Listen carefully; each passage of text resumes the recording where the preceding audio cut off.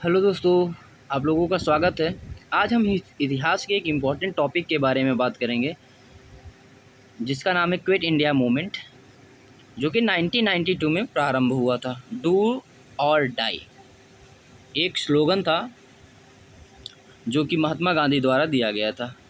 तो the quit India movement also known as August movement, मतलब कि क्विट इंडिया मूवमेंट को अगस्त मूवमेंट के नाम से भी जानते हैं या भारत छोड़ो आंदोलन के नाम से भी जाना जाता है। इसमें क्या था कि लोगों के बीच डिसओबिएंट था, सेटिस्फाई नहीं थे ब्रिटिश गवर्नमेंट के साथ में, और महात्मा गांधी ने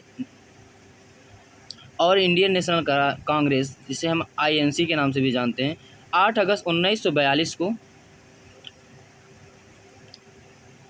ग्वालियर टैंक मैदान, जिसे हम अगस्त क्रांति मैदान इन बॉम्बे में मतलब बोलते हैं इसको, कि अगस्त क्रांति मैदान अगर क्वेश्चन बनता है कि अगस्त क्रांति मैदान कहाँ पे है, तो बॉम्बे में है। हम इसको अगस्त क्रांति मानते हैं या अगस्त मूवमेंट के नाम से जानते हैं, क्विट इंडिया मूवमेंट को। 2-3 क्वेश्चन यहाँ से फ्रेम हो सकता है। इस दिन गांधी जी ने 8 अगस्त का दिन था, जिसमें गांधी जी ने फेमस एक स्लोगन दिया था, या कह सकते हो कि एक उनका स्पीच थी, जिसका मतलब था डू और डाई, करो या मरो। ठीक है, इसके रीजन जो थे, तो रीजन और इसका जो मास मूवमेंट था, या कह सकते हो कि मास प्रोटेस्ट जो था, उसके बहुत सारे रीजन थे। पहले हम देख लेते हैं कारण क्या कह रहे हैं कि जो क्विट इंडिया मूवमेंट प्रारंभ हुआ। तो पहला कारण था क्रिप्स मिशन, कि क्रिप्स मिशन जो आया हुआ था उसकी विफलता, मतलब कि वो क्या हो गया था, विफल हो गया था पूरी तरीके से लागू करने पे, और जो मामला था वो बहुत ज़्यादा ही तूल पकड़ लिया था, कह सकते हो कि एक चिंगारी के जैसे वर्क किया। क्रिप्स मिशन की विफलता ने गांधी जी को एहसास कराया कि तभी आज़ादी मिलेगी जब भारत इसके लिए जी जान से लड़ेगा। मतलब क्या है कि हम पहले वर्ल्ड वार में अंग्रेज़ों का बढ़िया सा साथ दिए, पार्टिसिपेट किए, लेकिन सेकेंड वर्ल्ड वार में हमने बिल्कुल ही डिनाई कर दिया अंग्रेज़ों के साथ देने से, क्योंकि ये क्विट इंडिया मूवमेंट का समय वही है जब वो क्या हो रहा था कि वर्ल्ड वार सेकेंड प्रारंभ था। इस आंदोलन का एक उद्देश्य था कि भारत में ब्रिटिश उपनिवेश शासन को समाप्त करना और पूर्ण स्वतंत्रता प्राप्त करने की मांग करना था। मतलब कि हमारे यहाँ पे क्या होता था कि वो उपनिवेश बना चुके थे, या अपना उपनिवेश का मतलब है कि अपना एक तरीके से कॉलोनी बना रखे थे, कि यहाँ से रॉ मटेरियल्स को ले जाते थे, उसको मैन्युफैक्चरिंग किया करते थे ब्रिटेन में, फिर से ले आके हमारे ही मार्केट में सेल किया करते थे, जिससे क्या होता था कि जो हमारा लघु उद्योग था या कुटीर उद्योग था वो पूरी तरीके से ख़त्म हो गया था, या कह सकते हो कि उसका अंत हो गया था।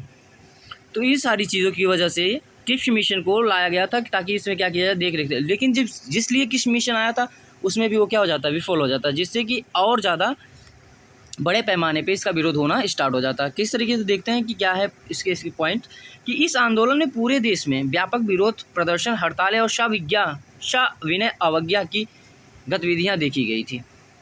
लोगों ने मार्च, प्रदर्शन और हिंसा प्रतिरोध के विभिन्न रूपों में भाग लिया। मतलब लोग क्या करने लगे कि अहिंसा प्रतिरोध के विभिन्न रूपों में भाग लिया। फिर भारत छोड़ो आंदोलन में महिलाओं, इसमें देखो एक मेन रोल महिलाओं का भी था, अदम्य साहस का परिचय दिया था।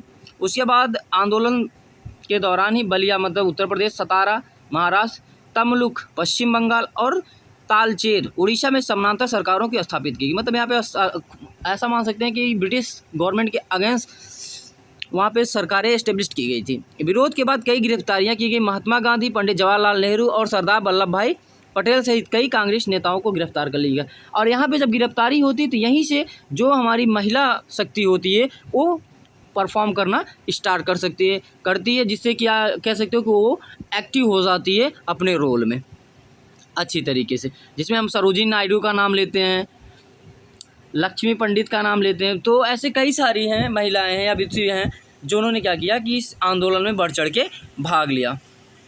ठीक है, तो हम एक आंसर अच्छा सा लिख सकते हैं यहाँ से, और कुछ क्वेश्चंस बढ़ सकते हैं कि आंदोलन में के दौरान बलिया के कौन कौन से समानांतर सरकारें बनाई गई थी। तो यहाँ पे बलिया है, सतारा है, तमलुक है, तालचेर है। तो इसका क्रोनोलॉजी आपको दे दिया जाएगा और सेट करना होगा। ठीक है, क्या रीजन थे, किसको किसको गिरफ्तार किया गया था, तो ये सारी बातें आपको जाननी होंगी। और एक बार आप लोग नोट्स पढ़ लीजिएगा, जिससे आप लोगों को आसानी होगी एग्ज़ाम से, क्योंकि एग्ज़ाम में ऐसे क्वेश्चन अक्सर पूछे जाते हैं। एसएससी सीजीएल वगैरह में तो नॉर्मल क्वेश्चन आता ही रहता है। ठीक है, थैंक यू फॉर वॉचिंग, धन्यवाद।